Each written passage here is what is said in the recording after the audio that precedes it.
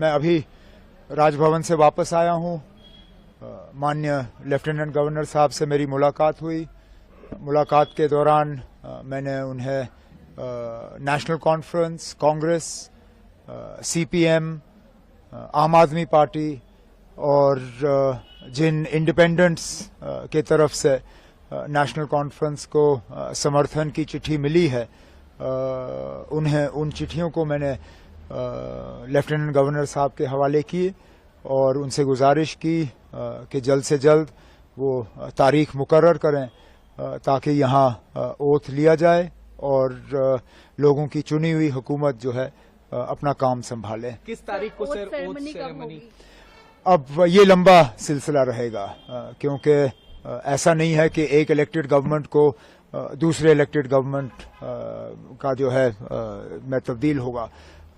Central rule है, union territory है और गवर्नर साहब को एक अपने कागज तैयार करके पहले राष्ट्रपति भवन भेजने हैं। राष्ट्रपति भवन से वो फिर होम मिनिस्ट्री में जाते हैं। होम मिनिस्ट्री अपना उसमें प्रोसीजर करके वो जो उनको अपनी कागजी कार्रवाई करनी होती है वो सारा करके वापस आ जाता है। तो फिलहाल हमें ये कहा गया है कि इसमें 2-3 दिन तो लग ही जाएंगे।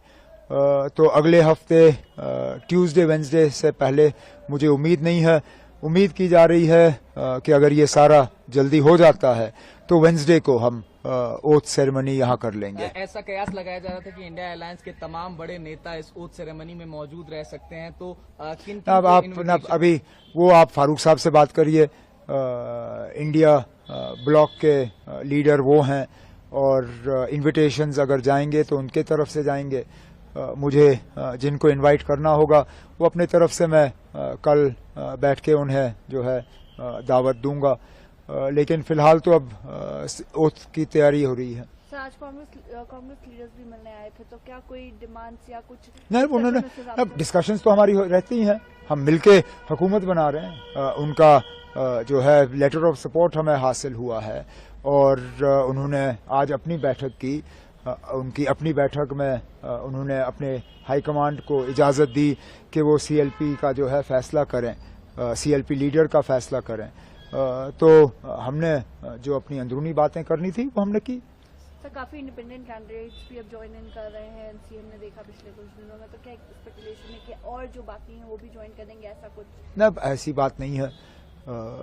ये आमतौर पे वही लोग हमारे साथ जुड़ रहे हैं जो पहले भी हमारे साथ जुड़े हुए थे।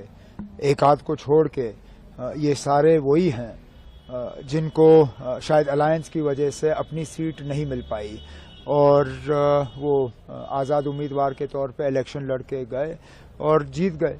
अब वो अपने नेशनल कॉन्फ्रेंस के साथ में वापस आना चाहते हैं और एक आध ऐसा है जो नेशनल कॉन्फ्रेंस में रह के हमारे साथ एक नया रिश्ता कायम करना चाहता है, जिसकी हमने सराहना की, जिसको हमने वेलकम किया और इन्हें लोगों के वोट हासिल हुए क्योंकि लोगों की उम्मीदें हैं कि उनके इलाकों में काम होंगे और मेरा फर्ज बनता है कि उनके मैं जो है हाथ पकड़ के उनके इलाकों में उनकी मदद करूं। सर, एक आखिरी सवाल।